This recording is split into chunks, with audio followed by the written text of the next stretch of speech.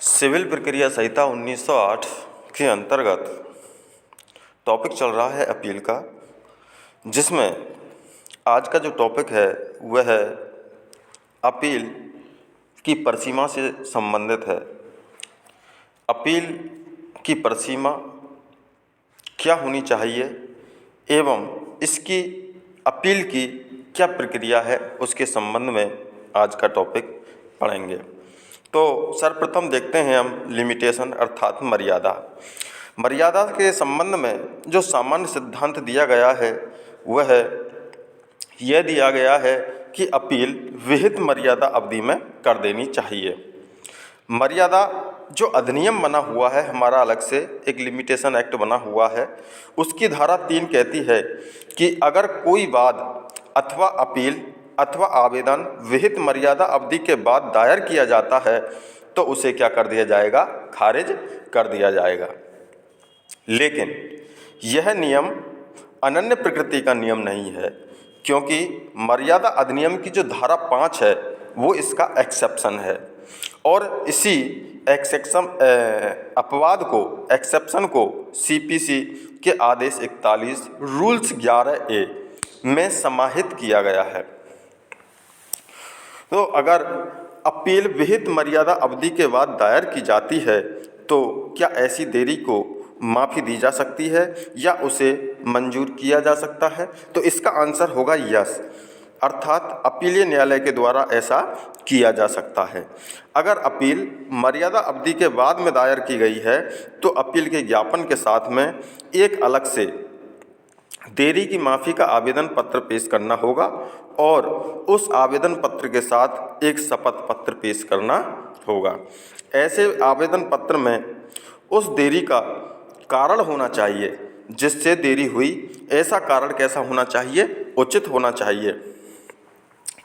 अब ऐसे उचित कारण जैसे निम्न हो सकते हैं, जैसे बीमारी हो सकती है, रोग हो सकती है, मृत्यु हो सकती है, आवागमन के साधन उपलब्ध नहीं होना हो सकता है, प्रशासन के आदेश के द्वारा आवागमन वर्जित हो गया हो, या अपीलार्थी को गिरफ्तार कर लिया या निरुद्ध कर लिया, अधिवक्ता की सलाह से गुमराह हो जाना, कोई अन्य कारण भी हो सकता है जिसे न्यायालय स्वीकार करे।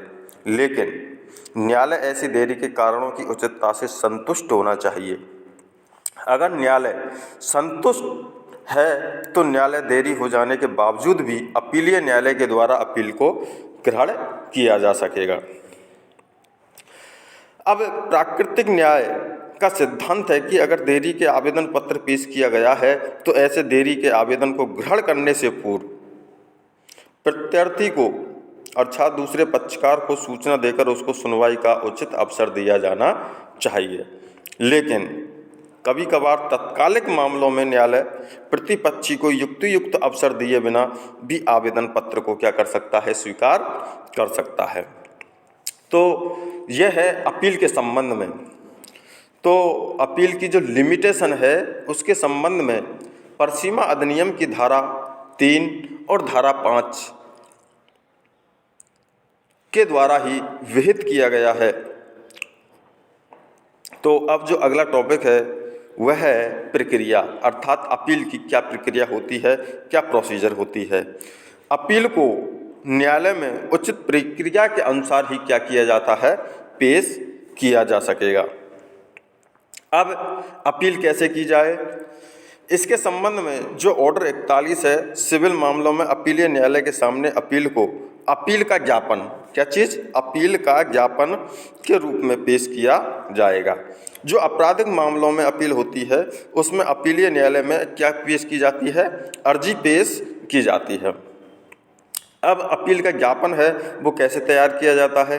अपील के ज्ञापन को अभिवचनों के सिद्धांतों के द्वारा, किसके द्वारा, प्लीडिंग के द्वारा, प्लीडिंग के जो सिद्धांत हैं उनके द्वारा तैयार किया जाता है।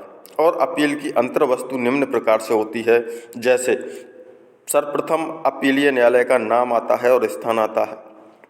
सिविल मामलों में प्रथम अपीलीय न्यायालय जिला न्यायालय होगा और दूसरा अपीलीय न्यायालय कौन सा न्यायालय होता है, उच्च न्यायालय होता है।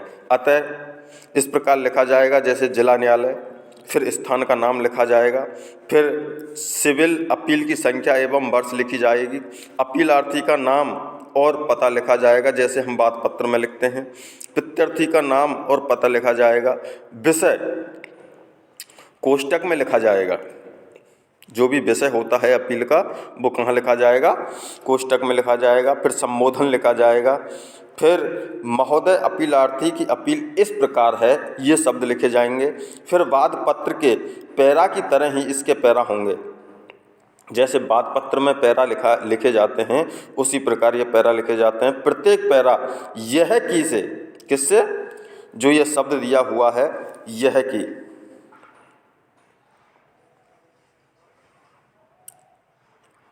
यह की जो शब्द लिखा हुआ है से शुरू होगा।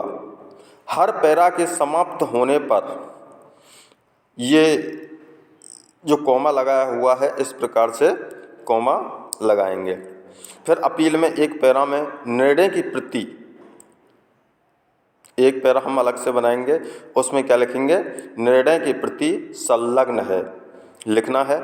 फिर अधीनस्थ न्यायालय के आदेश, निर्णय, डिग्री की वैधता पर किन आधारों पर चुनौती दे रहे हो ऐसे आधारों का वर्णन करना होगा। 1 या 2 नंबर लिखने हैं। निम्न आधार हो सकते हैं, इनमें से किसी को भी ले लो, जैसे अधीनस्थ न्यायालय को क्षेत्राधिकार नहीं था फिर भी उसने प्रयोग किया। दूसरी बात है अधीनस्थ न्यायालय को क्षेत्राधिकार था मगर उसका प्रयोग नहीं किया। तीसरी है अधीनस्थ न्यायालय ने सारूर साक्ष्य को क्या किया है, नज़रअंदाज कर दिया, जिसे यदि स्वीकार किया गया होता तो न्यायालय का निर्णय कुछ और होता। अधीनस्थ न्यायालय ने प्राकृतिक न्याय के सिद्धांतों की क्या की है, अवहेलना की है। अधीनस्थ न्यायालय ने जो डिग्री जारी की वह विधि के अनुसार नहीं है। सुनवाई के दौरान कोई अनियमितता हुई है या पक्षकारों का असंयोजन हुआ है या कुसंयोजन हुआ है। फिर प्रार्थना लिखनी है। अपीलार्थी क्या निवेदन करता है, यह कि अपीलार्थी निम्न प्रार्थना करता है, जैसे अधीनस्थ न्यायालय के निर्णय को अपास्त किया जाए, या फिर अपीलार्थी के पक्ष में निर्णय या डिग्री जारी की जाए, या अपीलार्थी को अपील के खर्चे दिलाए जाएं। इस प्रकार से फॉर्मेट बनता है। यह कि अपील का ज्ञापन विहित मर्यादा अवधि के भीतर पेश किया जा रहा है, ये शब्द भी लिखने हैं। और फिर लिखना है यह कि अपील माली न्यायालय के क्षेत्राधिकार में है। फिर लिखना है कि यह कि विहित न्याय शुल्क की अदायगी की जा चुकी है। फिर लिखना है यह कि इस विषय पर पहले ना कोई अपील की गई है और ना ही लंबित है। फिर उसके पश्चात दिनांक और स्थान लिखना है। फिर इसके पश्चात अपीलार्थी के हस्ताक्षर होंगे। फिर उसके बाद में एक सत्यापन लगता है। सत्यापन होने के बाद में फिर दिनांक और स्थान और फिर अपीलार्थी के हस्ताक्षर। अब सवाल है कि अपील का ज्ञापन किसके सामने पेश किया जा सकेगा, तो न्यायालय के प्राधिकार अधिकारी के सामने पेश किया जाएगा। फिर है कि क्या अपील के ज्ञापन को लौटाया जा सकता है, तो इसका आंसर है यस, यदि ज्ञापन के साथ में पर्याप्त न्याय शुल्क की अदायगी नहीं की, अपील के ज्ञापन में त्रुटि हो या कम से कम 2 प्रति संलग्न नहीं होने पर उसको क्या किया जाएगा, लौटाया जा सकेगा। अब सवाल है कि क्या अपीलार्थी को न्यायालय कह सकता है कि खर्चे जमा करे। यस, न्यायालय के द्वारा अपीलार्थी को निर्देश दिया जा सकेगा कि वह खर्चे जमा करे एवं खर्चों के लिए प्रतिभूति दे। इस प्रकार का आदेश न्यायालय के द्वारा स्वयं अथवा प्रत्यर्थी के आवेदन किए जाने पर आदेश दिया जा सकेगा। अब सिविल प्रक्रिया संहिता 1908 का आदेश 41 कहता है कि अगर अपीलार्थी भारत के बाहर निवास करता है और अपील की विषय वस्तु के अतिरिक्त उसकी पर्याप्त अचल संपत्ति भारत राज्य क्षेत्र में नहीं है, तो ऐसी अवस्था में अपीलीय न्यायालय अपीलार्थी को निर्देश देगा कि खर्चे जमा करे या खर्चों की प्रतिभूति दे।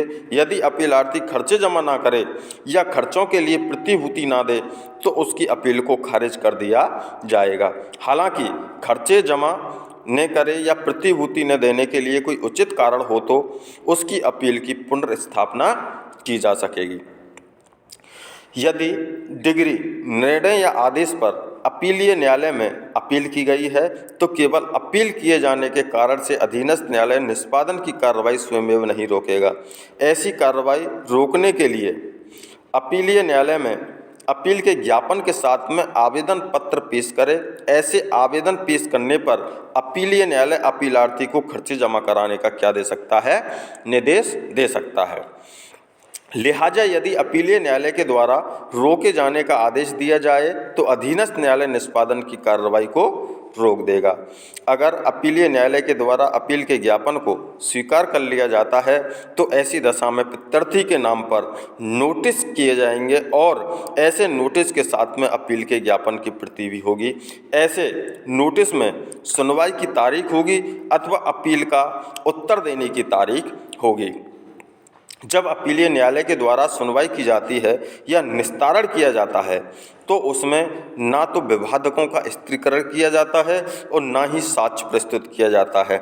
जब अपील की सुनवाई होती है तो उसमें केवल बहस होती है। क्या होती है? आर्ग्यूमेंट होते हैं। और बहस का मतलब होता है, आर्ग्यूमेंट का मतलब होता है मामले में उत्पन्न होने वाले तथ्य एवं विधि के बिंदुओं का स्पष्ट किया जाना। तो कहने का मतलब है बहस किसे बोलते हैं, आर्ग्यूमेंट किसे बोलते हैं? जहाँ पर विधि और तथ्य के बिंदुओं का स्पष्टीकरण किया जाता है वो क्या कहलाती है? बहस कहलाती है। इसलिए प्रत्यर्थी के नाम नोटिस जारी किया जाता है जिसमें तिथि होती है जिस पर प्रत्यर्थी को जवाब देना होता है। अगर अपील की सुनवाई के दिन अपीलार्थी उपस्थित है लेकिन प्रत्यर्थी उपस्थित नहीं है और अपीलीय न्यायालय यह पाता है कि सूचना की सम्यक रूप से तामीली हो गई है तो ऐसी दशा में अपीलीय न्यायालय के द्वारा एक पक्षीय डिग्री या निर्णय दिया जा सकता है।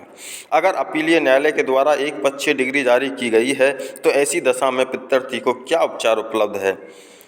उसको